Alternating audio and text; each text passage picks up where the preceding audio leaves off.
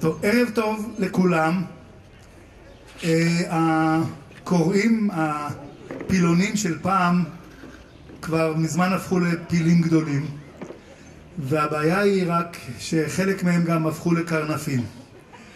אני אומר את זה לא רק כדי להגיד, לפתוח בהומור מה שנקרא, אלא מפני שאחת הבעיות שלנו, בכלל של אנשים יוצרים, היא אם אנחנו היינו עושים את העבודה שלנו הכי טוב בעולם, ואם כל מי שהיינו רוצים שיראה, יקרא וישמע את מה שאנחנו עושים, אכן יעשה את זה. זאת אומרת, מצב היפותטי כמובן.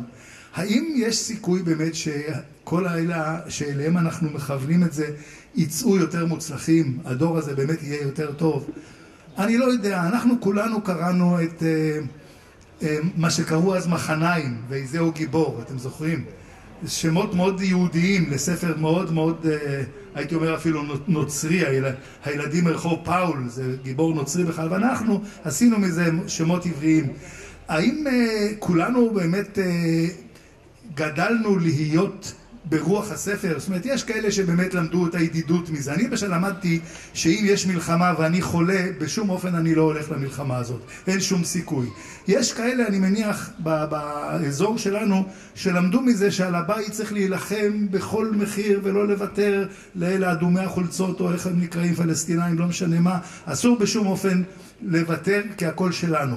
ויש כאלה שגם ילמדו מזה שבסוף ממילא המגרש הזה, מה שנקרא, הלך, כמו שאתם זוכרים, ובנו עליו שיקון. אני לא יודע, אני אפילו הייתי בשיקון הזה, אז ככה אני זוכר את זה. אנחנו חוגגים היום את הפילון, אני אומר הפילון של נירה. הפילון עבר קצת מעבר לנירה, אבל אנחנו חוגגים את הפילון שמסדה יזמה, ואת השלוש ערים הראשונות שנירה ערכה אותו, ואספה חבורה גדולה שחלק מהם נמצאים כאן. אני רוצה לפתוח או להזמין את הדוברת הראשונה, את יעל דר. אני חושב שאני לא יודע בדיוק, אבל נראה לי שהיא תדבר קצת על עניין של עיתוני ילדים בכלל. איפה יעל?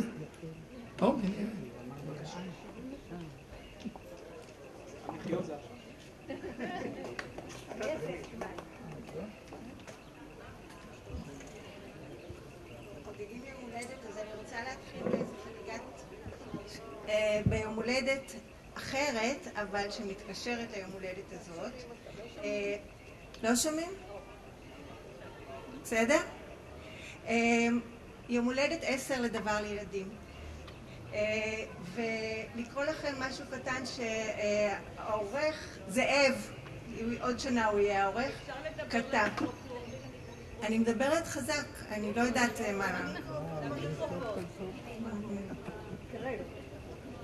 ממש בתוך טוב.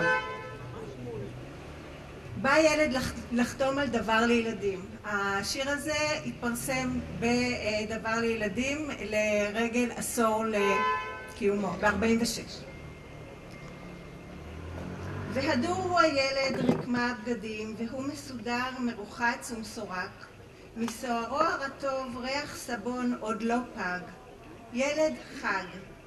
הוא אמר, כשעורב היום והשמש שוקעת באש ובאור, עפות הציפורים אל השמש ונושאות את היום לתוך לילה שחור, ונעלמות בין הצללים. הנכון שגם היום החולף, גם הטל הרועף, נשארים בסיפור ובשיר? העורך אמר, כן. ועם ערב ראשון של חודש, הירח כנוצה בשמיים, ודק וחיוור, ובדמדומי אור אחרון של בין הערביים, ענן פורח ועובר, ואין הירח, למחר הוא כבד כזהב ומזהיר. הנכון כי ירח ראש חודש חיוור נשאר בסיפור ובשיר? העורך אמר, כן. ובליל סתיו אין כוכב ואין סהר, ושער החורף דופק ברעם, בברק ובסער, ולמחר השמיים פקוחים וטהורים כמו עין, ושלב האוויר. הנכון כי ליל רעם, ברק וסער נשארים בסיפור ובשיר? העורך אמר, כן, בוודאי. אמר הילד, אני חותם, שמי שי. אז האורחים של פילון דמיינו ילד אחר מאוד מאותו ילד חג, משורר, שאורחי עיתון הילדים המיתולוגי, דבר לילדים, דמיינו, ואולי אפילו להפך. העיתון החדש, פילון, כשיצא, הוא לקח על עצמו תפקיד שונה לחלוטין. כלומר, הוא רצה להתאים את עצמו לילד שצופה כבר בטלוויזיה, שיכול מאוד להיות, ומכיר כך הרבה עולם, שיכול מאוד להיות שאפילו היה בחול, ואולי אפילו כמה פעמים. ילד שלא בהכרח חבר בתנועת נוער, כבר ב-76, זה כבר לא מס, הכרחי. ילד שהוא עירוני, במידה רבה בורגני, וזה אפילו לא מילה כל כך גסה ב-76, לעומת קודם. זה גם ילד ששפת האמא שלו היא עברית, יכולה לפחות להיות. זה כבר מין דור של ילדים שגדל אולי אל משפחות של הורים שלא היגרו, אלא שלמדו והעברית כבר מדוברת בבית, ולכן הטקסטים שהעיתון מביא לפחות לא צריכים לקחת על עצמם גם את התפקיד הזה של להביא עברית הביתה. שנות ה-70 שפילון נולד, היו שנים לא קלות לעיתונות הילדים הוותיקה. כשאני אומרת עיתונות הילדים הוותיקה, אני מתכוונת כמובן קודם לדבר לילדים, הראשון, משמר לילדים, הארץ שלנו, אלה האושיות הגדולות. בשנות ה-70 הם כבר דשדשו, כבר נאבקו מאוד על הקוראים שלהם, ועוד עשור בעצם כל השלושה האלה שכל כך התפארו בשונותם פעם, חברו יחד לעיתון כולנו, שהיה נקי מאידיאולוגיה, נקי מאקטואליה, נקי מהכל חוץ מתוכן שיווקי ואולי עוד קצת, אבל בעצם נקי מכל מה שהעיתונות הוותיקה התנעתה בה קודם. זה שנים שהטלוויזיה הפכה להיות מדורת שבט, והעיתונים באמת איבדו את המקום הזה של מי שבעצם מכוון את האג'נדה של הילדים. ומאוד קשה לעשות עיתון בשנים כאלה. עכשיו, לפילון לא היה עיתון גדול מאחוריו, כמו אותם עיתונים שציינתי. דבר לילדים, דבר, משמר לילדים, על המשמר, כן, בארץ שלנו. אבל לפחות בהתחלה היה לו הוצאת ספרים מאחוריו, שבשנים האלה הוציאה הרבה ספרי ילדים וטיפחה יוצרים מעולים.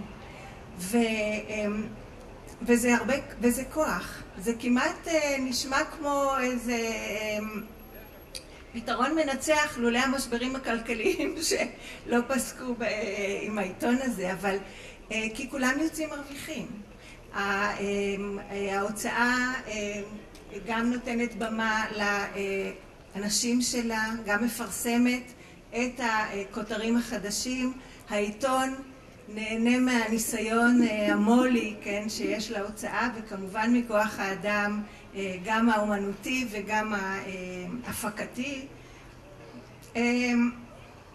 זה הצלחה גדולה, כשהמטרה היא בעצם די דומה לאותה מטרה של העיתונים הוותיקים, שזה להכשיר את הדור הבא של קוראים, וגם להרגיל אותם שמסעדה זאת ההרצאה, נכון? זה כמו שדבר לילדים מנסה להרגיל את הקוראים שלו, להשתייך אחר כך לקוראי דבר, וגם להצביע נכון בבחירות. אז בשנים האלה, כאמור, לא היה קל. מי היו המתחרים? המתחרים, לפי הבנתי, נירה אולי תספרי על עוד כמה, אני לא יודעת, אבל אחי היה אצבעוני, נכון? שהוא היה הרבה יותר ותיק, מאוד מאוד שונה באופיו. כלומר, במובן הזה, העיתונים, יקיר אמר לי קודם, שאצלם היה, זה התחלק למין שתי קבוצות, מין שתי מפלגות, קוראי אצבעוני מול קוראי פילון, וזהו, אתה או זה או זה. אז באמת זה היה אתגר בתקופה קשה מאוד. מהבחינה הזאת שזה בעצם תחילת סופה, כן, של עיתונות הילדים העברית. זה אולי, אני חושבת שזה באמת הפנינה האחרונה בתחום המדהים הזה והנפלא הזה, וזו פנינה שהיא כל כך מלאת יצירתיות. אני הסתכלתי קצת על הגיליונות הראשונים, זה מתפוצץ מיצירתיות. קודם כל,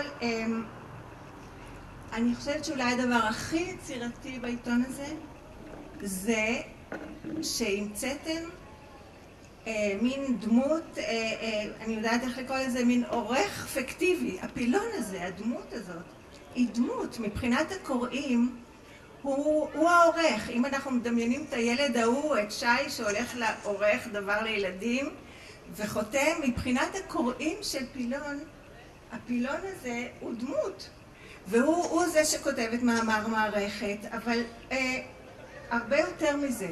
הוא לא רק זה שכותב את מאמר מערכת, הוא, קודם כל תחשבו, פילון זה מין קטן גדול, שזה בדיוק הטון של העיתון. הוא גם תינוק, הוא גור, אבל הוא גם גדול ושמן, הוא מכיל המון, ואפשר לסמוך עליו. וזה הטמפרמנט של העיתון הזה.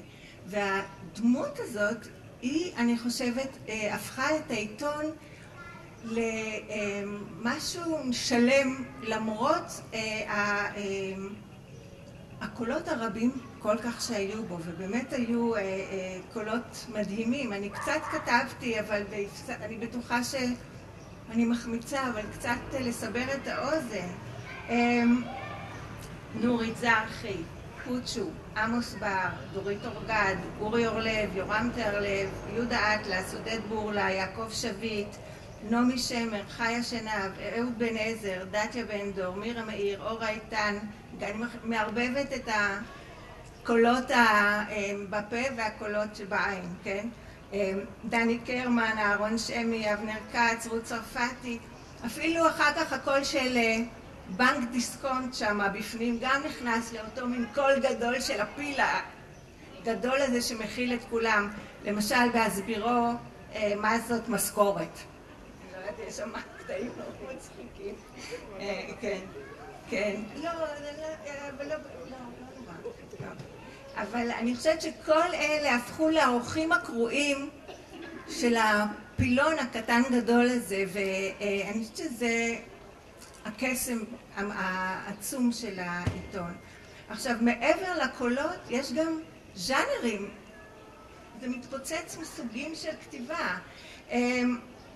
קודם כל, מאמר מערכת, תעלומות בלשיות, שיעורים בכלכלה כאמור, ספרות יפה ושירה, פולקלור, קומיקס מסוגים שונים ואחרים, אקטואליה קצת, בדיחות, חידות, הפעלות אינטראקטיביות ממש, טקסטים אינפורמטיביים קצת יותר דידקטיים, ואפילו מין מדור קטן, סיפורים מעניינים מעיתונים ישנים, כלומר מהארכיון, מין דרך להכניס גם עוד קולות מהגוורדיה היותר ותיקה של גולדברג, שלונסקי, אפילו ביאליק וכולי. אז הכל נכנס לגוף השמנמן והעליז הזה והיצירתי, הפילון הזה, והופך למשהו שלם. אז אני חושבת שבאמת ההישג הגדול היה היכולת של המערכת להתחבא מאחורי הפילון הזה, לעשות את מלאכתה נאמנה. וכשאני אומרת מערכת הראשונית, אני מתכוונת כמובן לנירה הראל העורכת, עמרם פרט, העורך גרפי שעשה, הוא פשוט עשה עבודה מדהימה, ואורה איתן בתחילת הדרך, ואחר כך כמובן הרבה מאוד אנשים טובים בהמשך. אין לנו אלא להצטער ביחד על הדבר הפנטסטי עליו. זה פשוט מין פורמט של הנאה ואומנות שנגמר יחד עם פילון. אז בכל זאת תודה.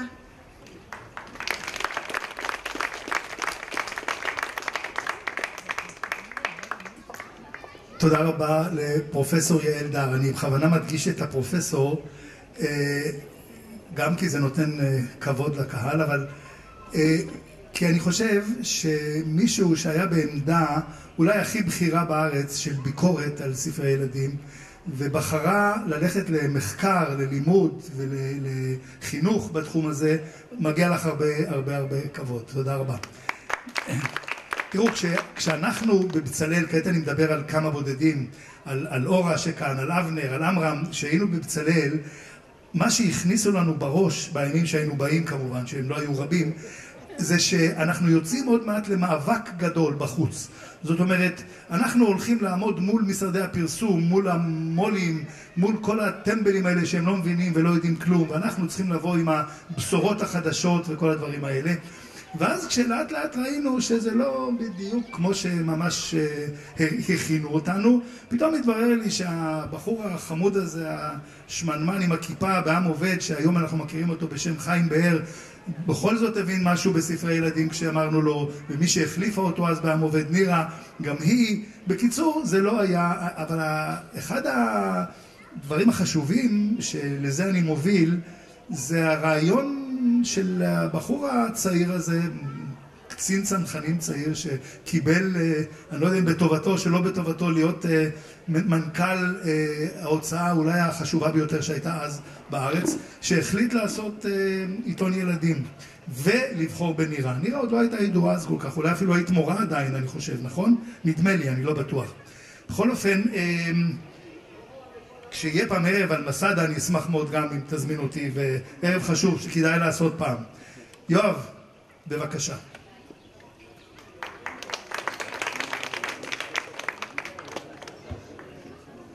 תודה לדני,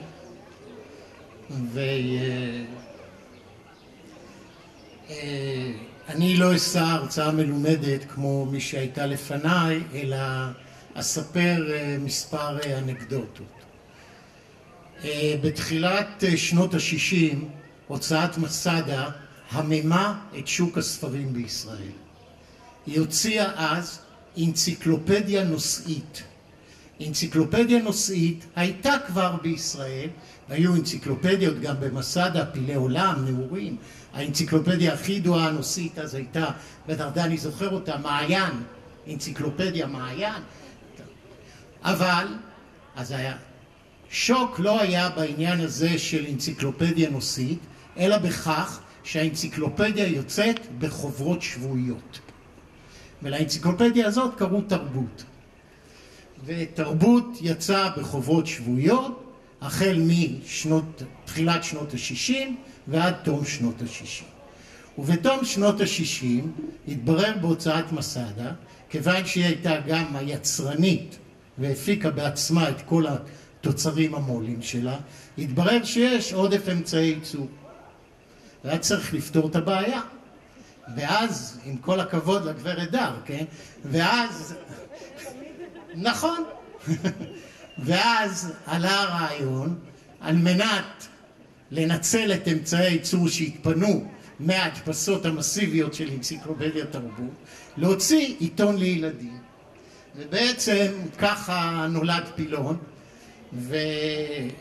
ועכשיו, מי שיעץ והחלטנו לברר מה עושים ואיך מוציאים עיתון. והתברר שלהוציא עיתון בשנות ה-70 במדינת ישראל זה סיפור מאוד מורכב, משום שיש דבר שנקרא פקודת הרדיו והטלגרף המנדטורית. וכל עיתון צריך לעמוד בקריטריונים של פקודת הרדיו והטלגרף המנדטורי. וזה אומר כל מיני מגבלות וכולי, ומי שנותן את הרישיון זה משרד הפנים. עכשיו, בגלל שאנחנו היינו כפופים למשרד הפנים, נוצרה לקונה בירוקרטית, פילון מעולם לא הוכר על ידי משרד החינוך באופן רסמי, מעולם לא, משום שהוא בטיפול משרד הפנים, זה רישיון של עיתון, משרד החינוך לא מתעסק עם הדברים האלה, אז מעולם הוא לא הוכר על ידי באופן רסמי על ידי משרד החינוך, ולא קיבלנו אישורים להיכנס לבתי הספר בגלל הלקונה הבירוקרטית המוזרה הזאת. עכשיו, אחת הבעיות הקשות בעיתונים לגיל הזה, זה כמו שכולם יודעים, הדבר הכי מורכב ומסובך בעיתונים פריודיים זה רכישת המנוי. מי שפעם ניסה לבטל מנוי של טיים מגזין יודע שבעצם זה כמעט משימה בלתי אפשרית. המנוי רודף אחריך כמעט לכל מקום והעיתון מגיע לכל מקום. אז כאן יש בעיה שצריך לזכור אותה, שבפועל באופן כרונולוגי כל 3 שנים בין שליש לרבע הקוראים שלך עוזבים אותך, כי אף ילד בגיל 9 לא מוכן להחזיק ביד עיתון של ילדים שהם גם בני 5. זה לא עובד. עכשיו, אני לא יודע מה עושים בעולם, אני מוכרח להגיד, אבל העניין הזה של הרצף המינויים הוא היה נטל כלכלי כבד מאוד, משום שרכישת מנוי זה העלות הכי גבוהה בשיווק של העיתון. ואז נוצר מצב שאחרי 3 שנים בעצם אתה צריך להילחם על כמעט שליש מהקוראים שלך, וזה הופך את העניין למורכב מאוד באופן כלכלי. אז אני אומר עוד פעם, אולי זה באמת עניין לחוקרי תרבות הילד לראות איך מתמודדים עם שאלה כזאת. אין לי תשובות ואני לא יודע.